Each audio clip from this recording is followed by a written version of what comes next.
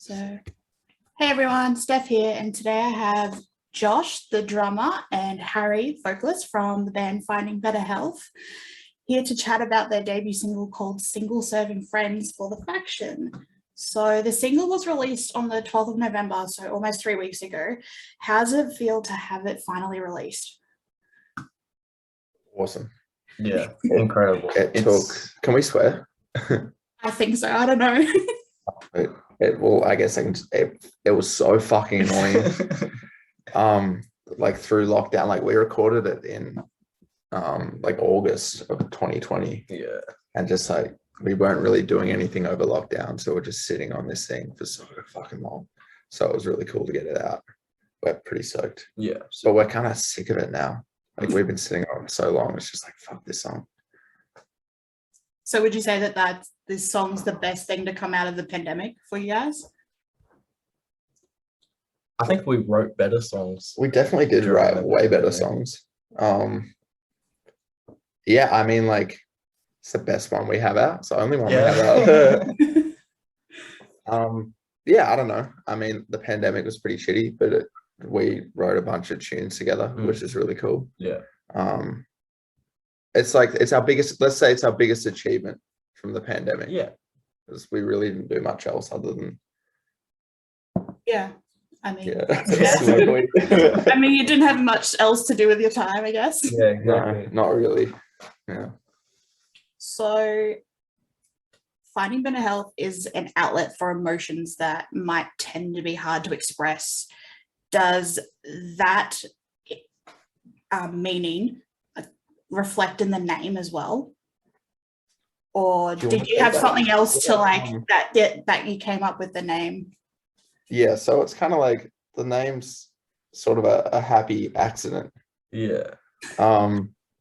So the funny story behind it is when we were in a sort of a different band, it was like the same members, but we were making kind of different shit. We were like, oh, it would be an awesome idea if we got the initials of our band name tattooed. So we all got them tattooed. That's pretty cool.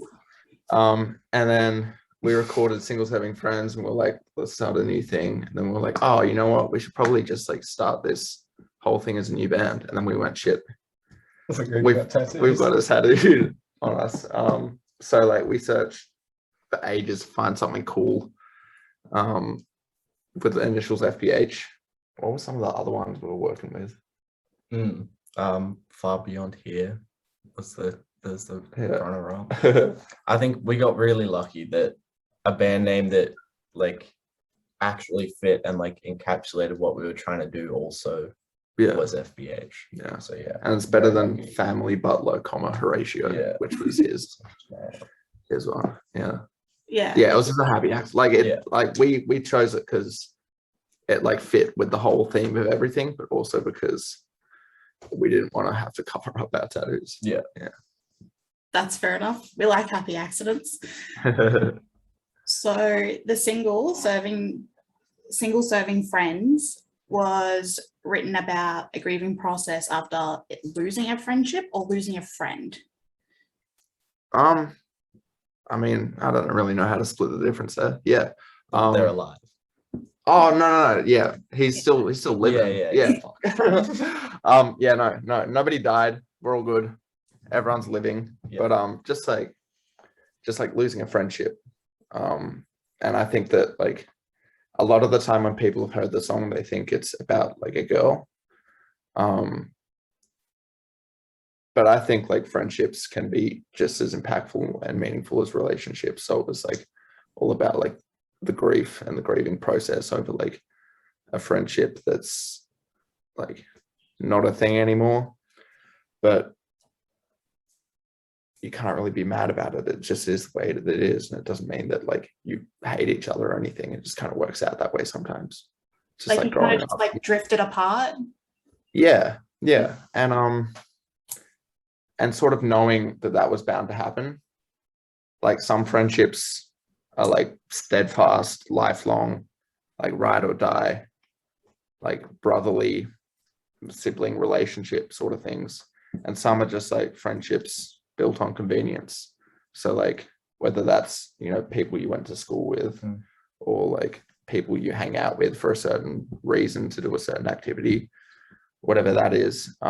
Once that sort of impetus for the friendship is removed, and like in this instance, it was just geographical. Often like those friendships just sort of drift apart, and it really sucks, but like you can't really do anything about it, you know?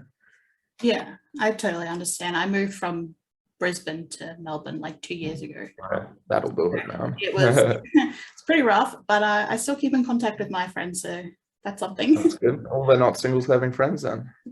Obviously not. So what was the whole process writing the song, or even just all the songs that you've written during the pandemic? Did it take a while? Was it kind of easy flowing?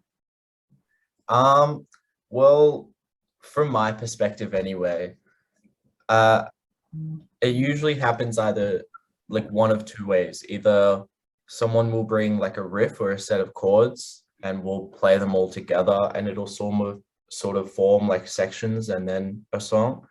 Or I'll get given almost fully finished like songs with structure that I just lay drums over. I think Single Serving Friends was mostly written without drums when it was given to me. It was pretty quick. Super quick. Like a lot of the time, me and like our other guitarist, Jim, will sort of write songs together. So I come up with something just like, often just like on an acoustic guitar, and it's just like me singing an acoustic guitar. And then he'll add his own shit and tell me what he thinks sucks about what I've done, which is so much fun. And then we sort of like take it to more of a composition from there, and then the other guys come in and add their bits. This one, it was very much that, like, I had the verse going. Jim, our other guitarist, he had this sort of the chords for the chorus, and then I came up with all the vocal melodies over the top and kind of just stitched it together, and it came together pretty quickly. Like a lot of the time it takes forever to get something we really like, but this one was like pretty much done in like a couple afternoons, which was cool. And we didn't have like massive fights over it, which is also new. So that's one we're like, oh, we should probably put it out. Yeah. So what are some of the influences for the sound of the band? Is it like Endless Heights and like balance and composure and that? Oh, my guy. This is such a cool question. I could talk for hours. The Hotelier is a big one for us. They always do that sort of descending E major thing, which we just rip off. A lot of like at least for me, like the newer sort of like shoegaze bands, like Nothing and Great Death. Nothing's a massive one because I kind of got that sort of hardcore thing going on. Balance and Composure, Tiger's Jaw. Yeah. What else do you reckon? For Finding Better Health stuff? Yeah. I don't know. Brand New is a big one, yeah. but we don't really fuck with Jesse anymore, which sucks because they were like a massive for me growing up. Just a lot of that like emo revival shit, and a lot of like the shoegaze revival stuff, and even like sometimes like newer sort of metal stuff like Deaf Heaven and Alcest, that sort of thing, like the big like black gaze sort of sound. That was like the big thing when we recorded this one with Clay. We wanted to get that wall of sound that Deaf Heaven does really well. And like, Sunbathers, like probably one of my favorite records of all time. And I think all of ours. Yeah. It's just like, we're all obsessed with it. Yeah. If I could scream like he can, then you wouldn't hear me sing. But unfortunately I can't. So you get this instead. It works really well. So yeah, I don't know. Just that whole loud soft thing is also just like a massive thing that we always do. I think there's a ton of bands that have done that. So it's nothing new, but like we all really love it when you've got like a really soft section and then it just like smacks you in the face. Yeah. I was listening to the song and I was like, oh, this is really like soft, and then it like kind of whacked me in the face and I was like, oh damn. That's the one. That's what we're going for. Yeah. That's the vibe. We achieved it. So are we expecting an album or an EP soon, and will it have the same vibe as single serving friends, like the other songs, or will it have like different inspirations in that as well? You go. Well, Yeah. the next thing expected to come out is more singles for now, just because you know, from a practical standpoint, we're not a big band. We're not releasing this music to A massive audience. audience yet, especially without being able to do live shows to grow an audience. And so to spend a lot of time and money on something like an EP or an album, to us seems like we'd rather put our energy somewhere else, like playing a bunch of live shows. And so we've got planned 2 singles for early next year to be recorded, sort of back to back. I think in terms of how similar they are to Single Serving Friends, I'd say they're one half of it each.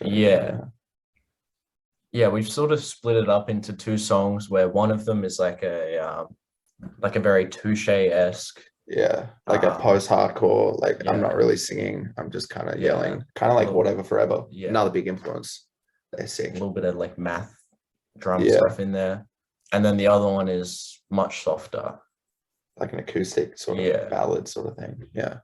So if you Yeah, we're just trying to show range, you know, from Yeah. from the top to the bottom. show our soft side and our scary side. Yeah. Yeah. I mean, that's always good to have a bit of range there. Yeah. So you haven't played any live shows yet? Not as Finding Better Health, no. We've got one, we're supporting our friends Great Job at the Vanguard on December 10th. Yeah. Which will be super fun. We're pretty keen for that. Yeah. But other than that, no, we as well as COVID, we've had members overseas for work, and then obviously with COVID that even got more complicated again. Yeah. And in terms of what songs we can play, ever since we've been moving as a live 5-piece, they have been writing a lot of songs as a 5-piece. So when you take a piece away, there's a lot that we can't play live. Like with Single Serving Friends, like we can play it live with 2 guitars, but there's there's 3 parts, like 3 distinct guitar parts to play. And with Riley, our other guitarist. That hindered live shows a lot as well. Yeah. But yeah, we're pretty stoked to get back into it. We're excited. I'm so excited. I would much rather play like 200 shows a year than like play the odd show here and there and record a bunch. Yeah, me too. Like, yeah, I love it. We much prefer playing live. I feel like, especially with this kind of music, like with the sit down shows and COVID as well, like we saw Shady play at Mary's. Was it Mary's? Yeah, it was Mary's. Yeah. And cool. it was super cool, but like it's not the kind of music you want to sit like down and have a beer to. You kind of want to get amongst it. So we thought like there's no point playing shows if there's going to be 20 people like having a glass of wine, watching these dudes like try to play louder than any other band in Sydney.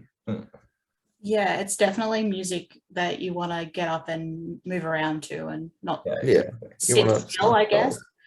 Yeah, exactly. Yeah, I'm keen to get back to some live shows. So Us too, man. Big time. All right. Well, thanks for having a chat to me. And I hope the rest of your day goes really well. Thank you very much. It's going to go amazing. You're going to go back to bed. No. All right. See you later. Bye.